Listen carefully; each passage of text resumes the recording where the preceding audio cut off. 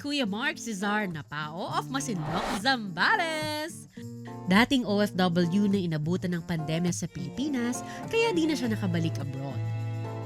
Pero paano ang isang hindi naman mahilig sa maanghang na pagkain ay nakapagdesisyon na gawing pagkakakitaan ang iba't ibang hot sauce products?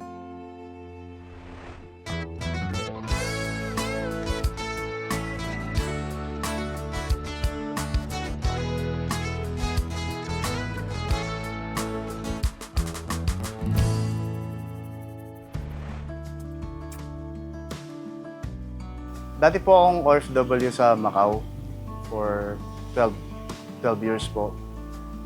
Tapos umuwi po ako dito. Nga lang, nag-pandemic na.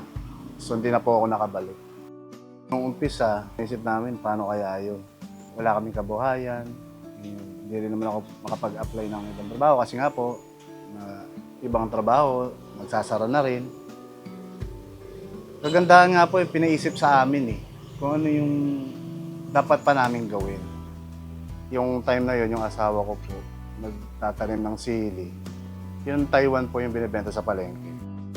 Pagdating po dito nakakatawa, bakit daw gano'n ang naging product ko o yung kabuhayan namin, hindi naman ako mahilig sa manghang.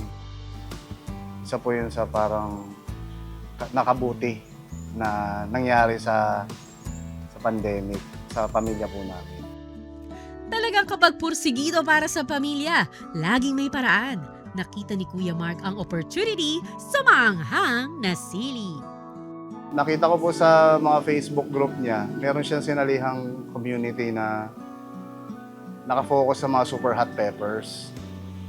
Sabi ko, ba't hindi na lang ganito itanim natin? Kasi mas mahal po yung ganong sili. Yun pong Carolina Reaper, Ghost Pepper, Habanero, ganong klase pong sili. Sumali na din po ako sa group na yon. Ngayon, tapos meron po silang program na pay it forward, yung bang binibigay nila ng libre yung mga buto. So yun ang ginawa namin, tinanim po namin hanggang napabunga namin. Nung napabunga na po, kinuha namin yung mga buto, tapos itinanim namin ulit. Nung naparami na po namin, tinry namin ibenta rin sa community na yon. Maganda naman po yung naging outcome. So sold out po yung mga binibenta namin. So ang ginawa namin, pinarami pa po namin. Tapos, may mga pagkakataon na hindi naman po nauubos. Naisip ko, ba't hindi tayo gumawa ng sarili nating product na gawa dun sa tinatanim natin. So ganun nga po nagsimula. Gumawa kami ng hot sauce. Nagsimula kami sa 2 flavor. Dahil mahilig ang mga Pinoy sa iba't ibang sausawan, iniakma nila sa panlasang Pinoy ang bawat hot sauce na kanilang tinitimpla. Gusto nyo rin bang matutuhan kung paano gumawa ng maanghang at malinamnam na hot sauce? Tara't panoorin natin si Kuya Mark kung paano niya ito ginagawa. Ihanda na ang mga gagamiting sangkap. Bell pepper, white onion, garlic, water, pineapple juice, brown sugar, cayenne powder, gochugaru powder, celery powder, paprika powder, dry mustard, black pepper, cinnamon, Bhutanese pepper, pink Himalayan salt, Worcestershire sauce, honey, tomato paste,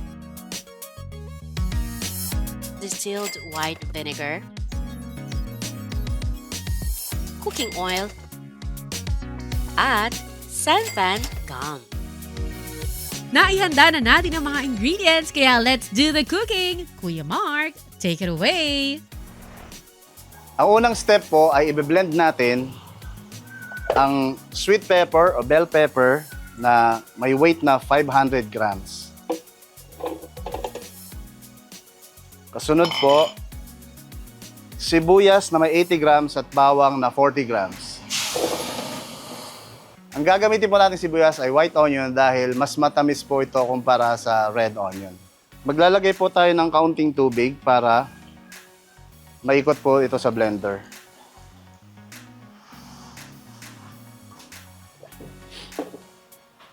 I-blend po natin ng 1 minute.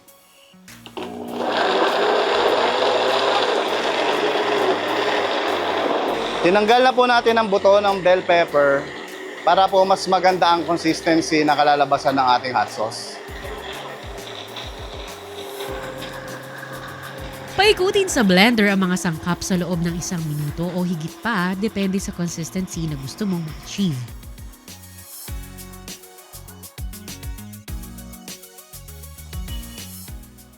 Pagkatapos po ay isasali na natin dito po sa ating lutuan.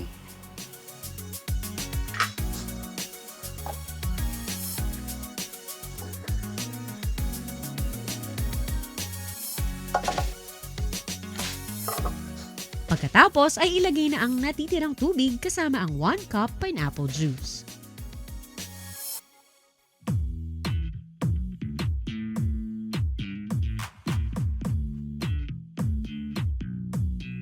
Pineapple juice po ang nilalagay para makatulong po yung acidity ng pineapple sa preservation na rin po ng hot sauce natin.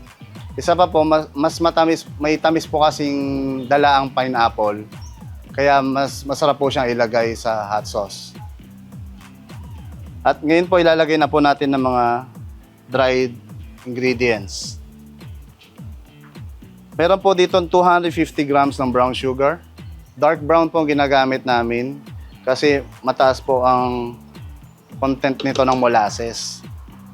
Mas dark po ang ma-achieve natin kulay ng hot sauce dahil po sa molasses. Pwede naman po tayong gumamit ng ibang sugar. Kaso nga lang, mas light brown po ang kalalabasan. 15 grams ng cayenne powder.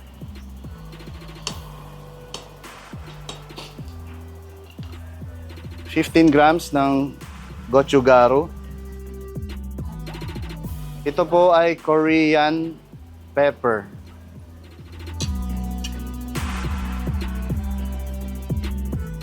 20 grams ng celery powder.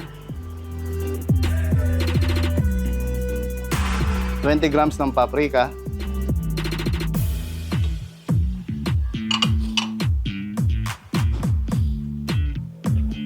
20 grams ng dry mustard, 25 grams ng black pepper, 10 grams ng cinnamon,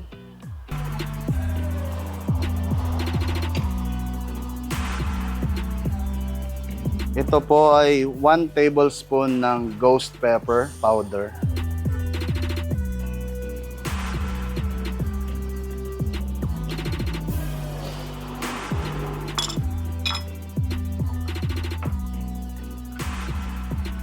$35 grams ng salt. Ang ginagamit po namin ay pink Himalayan salt. Alam nyo ba na kaya gumagamit ng pink Himalayan salt sa chili sauce dahil sa mas mild at earthy flavor nito? Kinokontrol din ito ang sobrang anghang sa sili ng walang matapang na alat gaya ng processed table salt.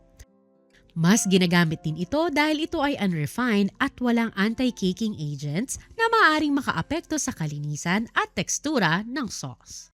Ito po ay 3 tablespoon ng Worcestershire sauce.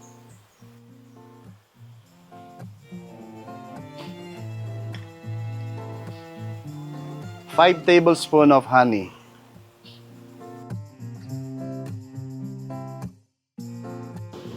Ang honey po kasi ay may pagka-floral taste na nakakatulong na parang nagkaroon siya ng layer ng taste yung ating hot sauce. Hindi lang tamis ng sugar at ng molasses.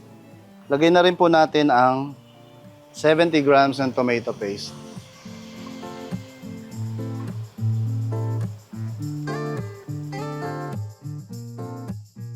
Haluin na po natin. Gumamit ng whisk sa paghalo ng mixture upang masiguradong mahalong mabuti ang lahat ng ingredients at walang maiwang buo-buo, lalo na ang mga powder mixture.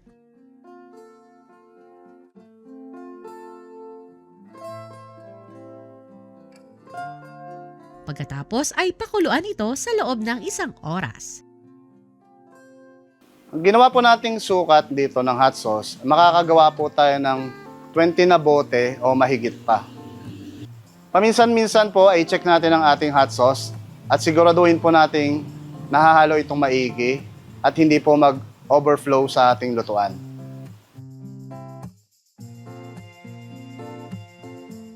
Hintayin nating kumulo ang ating hot sauce at pagkatapos ay saka natin ilagay ang distilled white vinegar.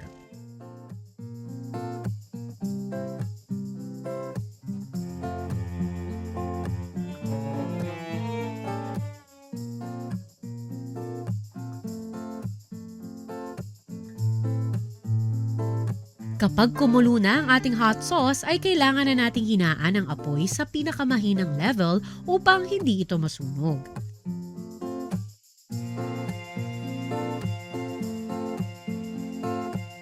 Pagkatapos ay kailangan nang i-check ang pH level ng hot sauce. Kapag po mataas ang pH level niya, mas madali pong mabuhay ang mga microorganism sa ating hot sauce. Kaya mas maganda po kung mas acidic yung hot sauce, mas maganda. Mas okay po yun. Na-achieve po natin ang pH level na 2.84.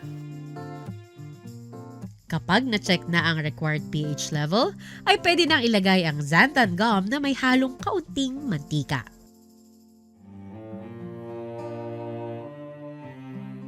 Naglagay po tayo ng kaunting oil sa ating xanthan gum para po mas madali siyang mahalo. Para pag nilagay natin siya sa ating hot sauce, hindi po siya magbubuo-buo. Gumagamit po tayo ng xanthan gum bilang stabilizer sa ating hot sauce. Kapag po kasi walang xanthan gum at nagtagal sa shelf ang ating hot sauce, maghihiwalay po ang liquid sa mga solid. Ngayon po, ilalagay na natin ang xanthan gum.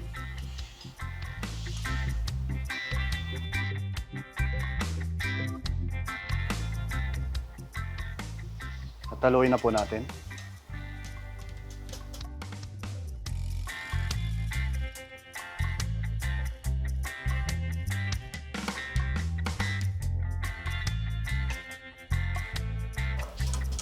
Ngayon kung mapapansin nyo po, mas malapot na po ang kanyang consistency.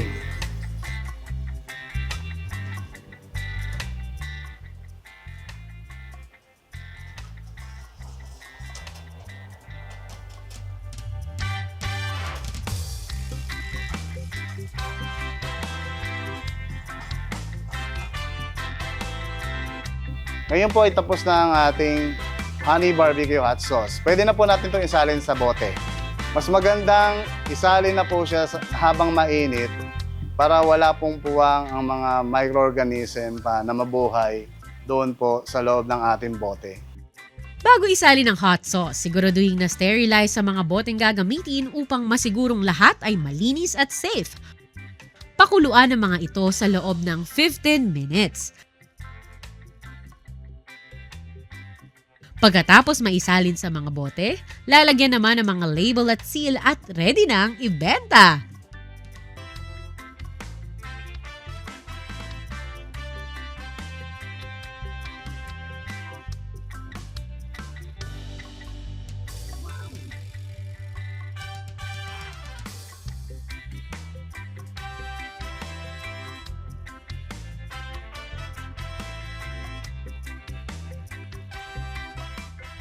Ito ang Honey Barbecue Hot Sauce.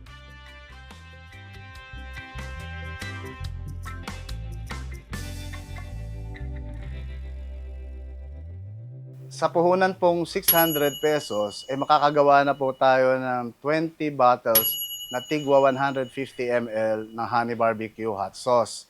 Pwede po nating ibenta ito ng 200 pesos per bottle at magkakaroon po ng kita na 3,400 pesos. Noong nagsimula po kami, nakakabenta lang po kami sa isang buwan ng mga 1 box na 48 bottles. Pero sa ngayon po, nakakabenta na po kami ng mga 20 boxes, 25 boxes sa isang buwan. Sa isang araw po, kaya po namin mag-production ng 5 boxes ng hot sauce or 240 bottles po. Mula noon tuloy-tuloy na ang kanilang pag-arangkada. Patunay na talagang nagustuhan ng marami ang kanilang produkto. Sa ngayon po, nasa supermarket na po kami dito sa Zambales. Meron po kaming 4 na sinusuplayan na supermarket. Tapos, regular po, nagkakaroon po kami ng mga bazaars sa Manila, minsan sa Olonga po. Yun, pag nagpupunta po kami doon, nakikilala po kami ng tao. Ay, kayo yung nakikita namin sa Facebook, ganyan. So pag ganun po nangyayari, nag-order uli sila online. Doon, mga repeat orders na po. Hindi na namin kailangan mag-market pa ng matindi. Kasi nga po, nakilala na rin kami kahit paano, kahit pa konti-konti. Pero bago nila narating ang ganoong estado, maanghang ding karanasan ang kanilang pinagdaanan. Isa po sa mga naging struggle, kasi nga po nagtatanim kami noon, that time noon. Yung pag hindi po maganda yung panahon, na hindi maganda yung harvest po namin, minsan may mga peste pa. So, yung yield ng harvest, mababa. So, minsan hindi naman nakakasapat sa mga gastusin. About naman po sa pag-market nung brand namin, ng products namin, hindi naman po kasi yung iba, gaya nga po sabi ko noong una, baguhan. Parang wala pang, hindi pa kami subok sa market. May mga trust issues pa, ganyan. So, yun po naging struggle pa namin. Ngunit sa kabila ng mga ito, pinatunayan nila na wala sa kanilang diksyonaryo ang salitang sumuko. Kasi po, hindi naman po ako pwedeng sumuko dahil pamilyado po akong tao. So, wala akong ibang mapagkukuhanan ng buhayan namin o ng income namin kung hindi ko susubukan yung mga ganung bagay. Kumbinsido ang pamilya ni Kuya Mark na anuman ang mangyari, hindi sila mababahala kung ang Panginoong Diyos ang prioridad sa buhay nila. Isa rin po sa nakabuti doon sa hanap buhay namin is hawak namin yung oras namin. Kaya hindi po namin napapabayaan yung paglilingkod sa Kanya. Kaya po, isa rin po yun sa nakikita ko at alam ko rin naman na ginawa ng Diyos, ng ating Ama, para po sa aming sambahayan. Nagpapasalamat po ako sa Panginoon Diyos dahil kahit na nagkaroon po ng pandemic dito sa ating bansa, sa buong mundo, hindi niya po kami pinabayaan. Pinaisip niya po sa amin yung mga mabubuting kaparaanan, kung paano kami mabubuhay pa o makakakita pa ng maayos na kabuhayan. Ang inakala ng iba na nawalang oportunidad dahil sa pandemya, naging simula naman ng panibagong ideya para sa pamilya ni Kuya Mark, ang paggawa ng mga sawsawang gawa sa sili. Mainit nilang niyakap ang biyayang dumating sa kanila. Ngayon, sama-sama na ang kanilang pamilya, masaya at payapa.